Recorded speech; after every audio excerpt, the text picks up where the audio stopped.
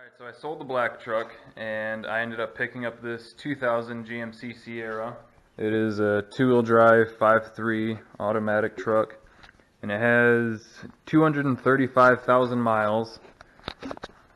What I'm going to be doing today, hopefully with a little bit of help from my dad, I just got a 4.6 drop kit for it, and it has 2-inch drop springs, 2-inch drop spindles, a flip kit for the axle, because right now the axle is under the springs. I don't know how well you can see from back here.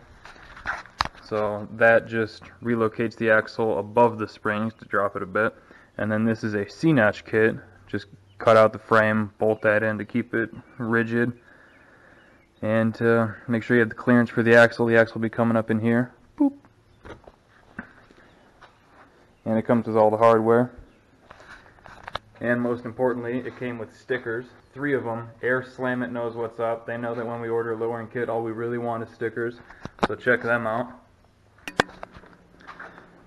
And yeah, it'll drop the back about 6, which should bring the fender to about here, which will be nice, because I mean that's a big fucking gap there. The backs will clear, but I think the front will be too tall, because the front will drop to about here, roughly. Yep, there they are.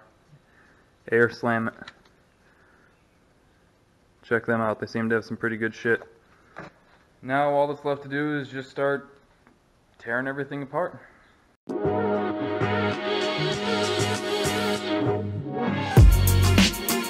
now that the truck's lifted up, you can see what I mean by spring over. Right now the spring is over the axle, spring over. And all we're going to do back here is take the axle and mount it above the spring, which will be lowering it roughly 6 inches, give or take. And then we're going to have to cut out this section here so that the axle has room to travel.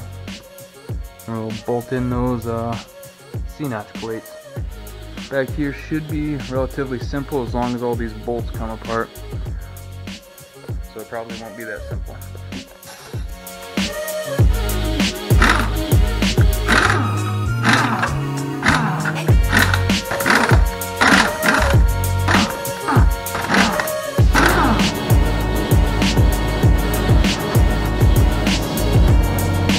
Before I forget, they did send really good instructions with the kit, so in case you're unfamiliar with this type of thing, just follow this step by step and you're good. Alright, now that you can see what we're doing up here, and it's actually not that rusty, it's mostly just dirty from living on a dirt driveway and shit like that.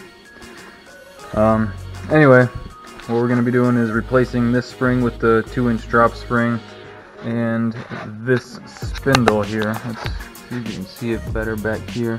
This spindle here. We're going to replace that with the 2-inch drop spindle. Shouldn't be too much work, just a little time consuming probably. But before we do anything, because I have broken bolts before, PV blaster, if there's even any left in this can. Fucking everything.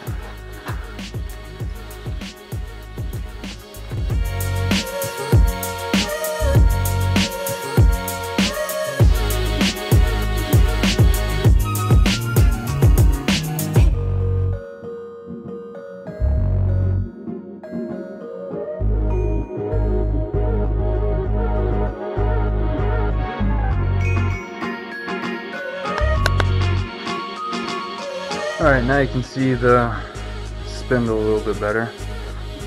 And we have to pull these 3 bolts out right here for the hub, yank the tie rod off, upper and lower ball joints, and then the spindles out, sway bar link off, shock out, pry this one down and get that spring out. Cool, game plan.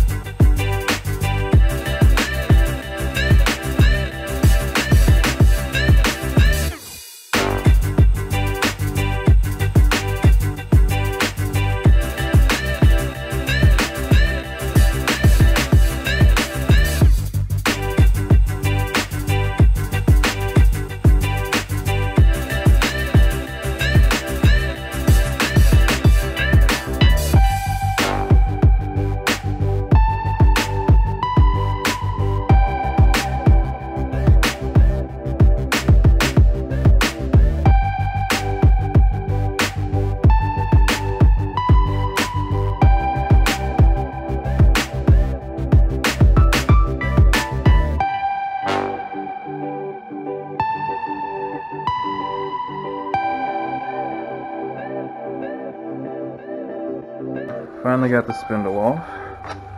It's probably still hotter than I want to touch. Yep, a little bit. Started to torch it, ran out of gas. So then took the huge disc grinder, cut it off. It's all solid. Let's do these and put new bolts in. I don't know. Me neither. This is the passenger side spindle. We were able to just cut through here, pry it apart, and pop out the wheel bearing hub assembly. And this actually, it's good enough. We're gonna reuse it. Same thing on the other side over there, except in my dad's thoughtful efforts to save me money. He did nick it a little bit right in there. But I think for now I'm just gonna use it anyway because I don't want to spend $450 at AutoZone right now because I am gonna have to get both lower control arms for the ball joints. So for now at least, I'm going to reuse both of these hubs. Maybe down the road a little bit I will replace them. Well, definitely down the road I'll replace them. But for now, we're going with these. So we're gonna go to AutoZone, get the lower control arms, and then start throwing the front end back together. Got the parts from AutoZone, got the right parts. Starting to put it together. There's the new control arms with the new ball joint. You can see over there he's hitting the spring in. So now we're just gonna try and bum rush the front back together and then get to work on the back.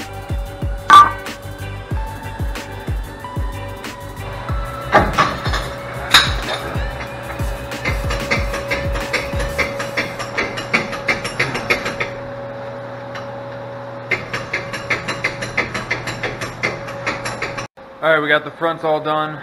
Front's looking sweet. So now we're moving on to the rear. Well, I was throwing this video together real quick and I noticed that pretty much all my footage of getting the rear end together was pretty much junk. So we'll just get underneath the truck real quick and I'll show you what's going on. Here you can see the saddle that the axle's sitting on now. Basically the process of flipping the axle only took like maybe 10 minutes and we didn't even have to disconnect the brake lines. All we had to do is take the calipers and rotors off, and then we brought the whole axle down like this and got that other side up over the leaf spring, and then went as far that way as we could, and then just finagled this side back up over and then centered it and got everything bolted back in.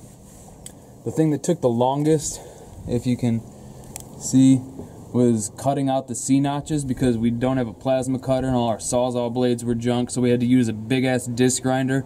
That was actually the most pain in the ass part, that and drilling the holes. But aside from that, it was pretty simple.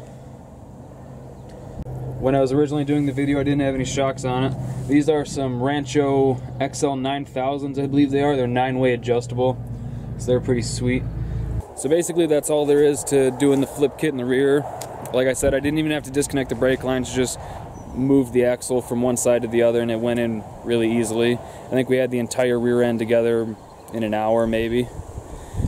Hope you guys enjoyed the video. Take care. Have a great day.